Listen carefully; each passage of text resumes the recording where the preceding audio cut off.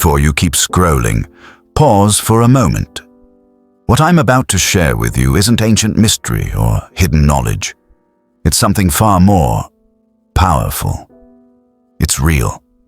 2,000 years ago, a man ruled the largest empire on earth. He had absolute power, unlimited wealth, and command over millions of soldiers. And yet, in his private journal, the one he never intended anyone to read, he wrote things like, "You could leave life right now. Let that determine what you do and say and think." That man was Marcus Aurelius. And what makes him different from every other emperor in history isn't what he conquered. It's what he mastered within himself. His name is everywhere now. Philosophy books, motivational quotes, self-help courses.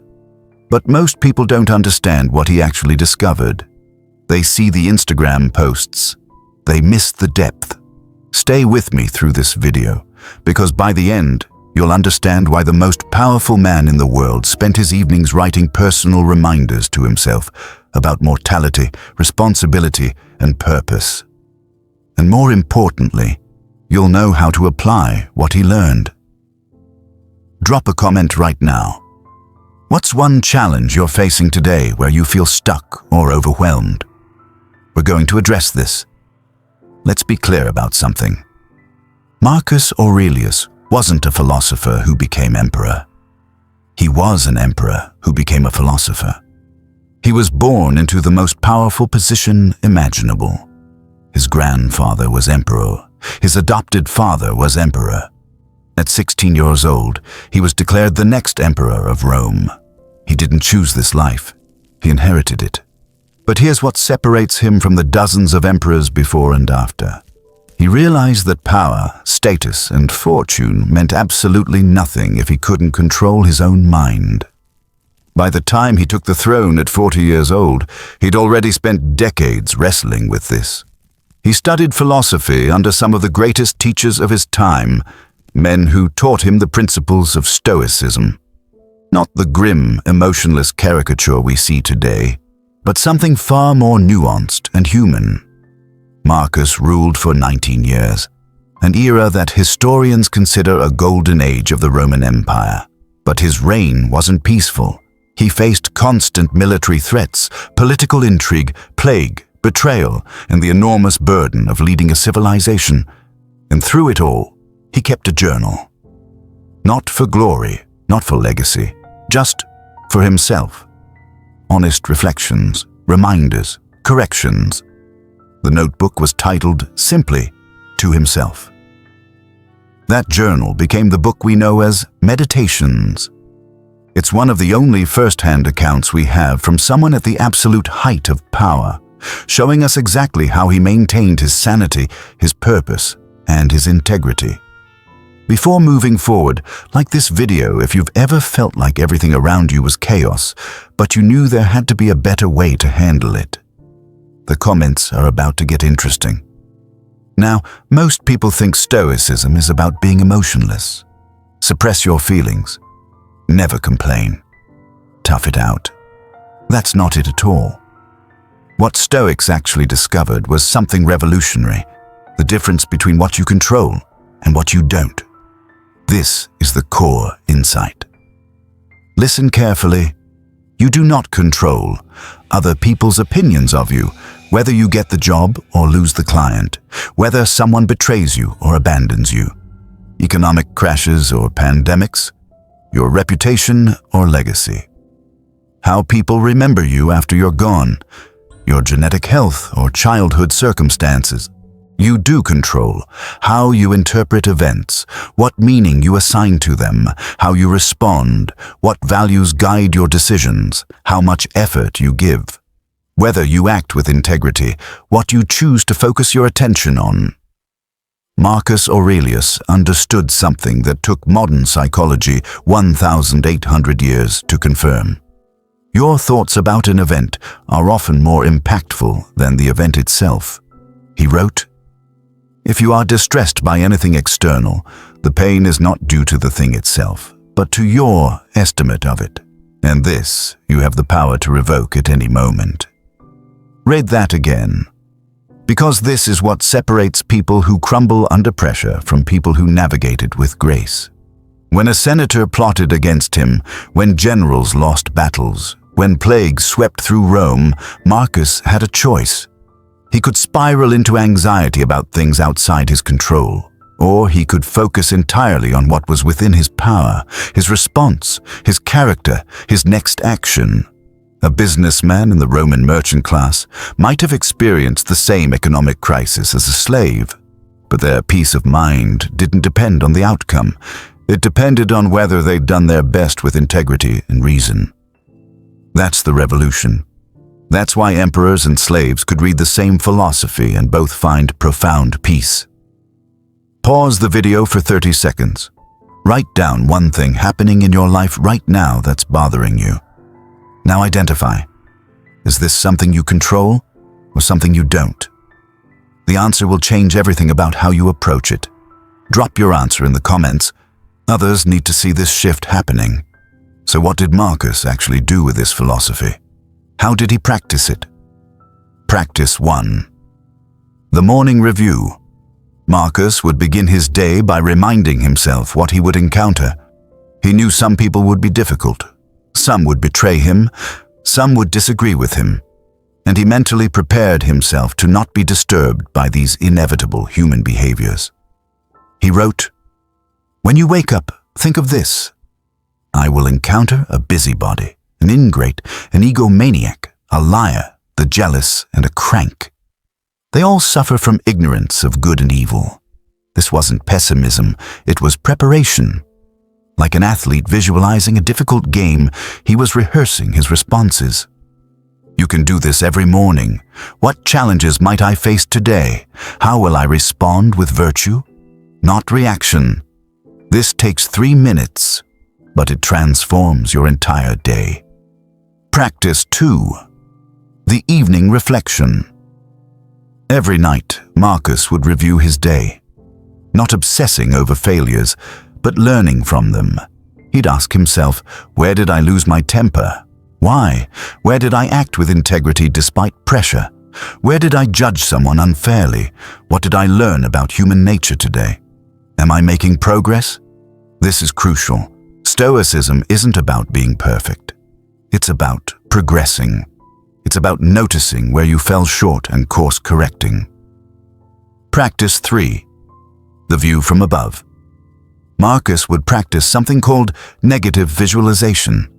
He'd imagine his greatest fears actually happening, his enemies winning, his reputation destroyed, his death. But here's the key. He'd then recognize that he'd still be okay. His virtue would remain intact. His principles would remain unchanged. He wrote, "You have power over your mind, not outside events. Realize this, and you will find strength. By confronting worst-case scenarios mentally, he removed their power to paralyze him. This is actually what modern trauma therapists call exposure therapy. But Marcus was doing it 1,800 years ago. Practice 4. The recognition of impermanence. Marcus constantly reminded himself that everything was temporary. He was temporary. Rome would fall. The people he loved would die. His accomplishments would be forgotten. This wasn't depressing to him, it was liberating. If everything is temporary, then your current problem is temporary. That anxiety you're feeling, temporary. That failure, temporary. That person who hurt you, whatever they did will matter less and less as time passes. This shifts your entire perspective. You stop sweating the small things because you understand viscerally that all things are small in the context of time and death. Here's where I need you. Which of these 4 practices resonates most with you right now? Comment which one you're going to try this week. 1. Morning preparation. 2. Evening reflection. 3. Confronting your fears mentally. 4. Meditating on impermanence. The number or the practice. Just let us know. This community learns from each other. Now, here's what matters. This isn't just philosophy. This has real results in real lives. A surgeon uses Stoicism to stay calm during a complex operation, not as a way to suppress fear, but to keep fear from clouding judgment. A parent uses Stoicism when their child disappoints them, responding with wisdom instead of rage. A business owner uses Stoicism during market crashes, focusing on what they can control, their strategy, their team's morale, their integrity, rather than panicking about stock prices. An athlete uses Stoicism after a loss, analyzing what they could have done better, then moving forward without dwelling on what they can't change. Marcus wrote, "You have within you right now, at this very moment, the power to change your situation. Not the power to control outcomes, not the power to eliminate challenges, but the power to change how you engage with reality. And that power is real. That power is always available." The reason Marcus Aurelius resonates so deeply today, across centuries, across cultures, is because the human struggle is the same. We all face difficulty. We all face uncertainty. We all face loss and mortality and betrayal. What Stoicism offers isn't escape from these things. It offers something far better, a framework for moving through them without losing yourself. This is the moment where I need to ask you directly. Are you ready to actually implement this? Because watching a video and understanding philosophy is different from living it. So here's what I'm asking you to do starting tonight. Tonight, spend 5 minutes reviewing your day like Marcus did. Write down one moment where you acted with virtue and one moment where you could have handled it better. That's it. 5 minutes. Tomorrow morning, before your day starts, mentally prepare for what might challenge you. Who might frustrate you? What might go wrong? And how will you respond? 3 minutes. Do this for 1 week. Not because I told you to, but because you'll notice the difference. You'll feel calmer, more present, more in control of what actually matters. Marcus Aurelius had everything the world could offer: power, wealth, status, legacy. And yet in his journal, his most important reminders weren't about conquest or empire. They were about this: waste no more time arguing what a good man should be. Be one. That's the entire philosophy. Not someday, not when conditions are perfect. Now, in this moment, with what you have, as you are. The emperor who ruled millions died like everyone else. His empire crumbled. His name was forgotten by most for centuries, but his words survived because they spoke to something eternal. The human capacity to choose our response to life, regardless of our circumstances. You have that same capacity. You have it right now. Here's what I need from you to finish this. Like this video if this resonated with you. Comment your answer to this question. What's one area of your life where you're focusing on things outside your control instead of inside it? Just be honest. This comment section is becoming a community of people actually doing this work. Subscribe, because next week we're breaking down the specific practice that transformed how ancient Stoics dealt with anger. And it's something you can use in your next conflict. Tell someone about this video. Send it to one person today who you know could use this perspective shift right now. And finally, take action. The insights only matter if you implement them. Choose one practice. Do it this week. Come back and tell us what changed. Marcus Aurelius's real power wasn't his title or his throne. It was his mind. And that's something you already possess. You just have to choose to use it. Thank you for staying through this. I'll see you in the next one.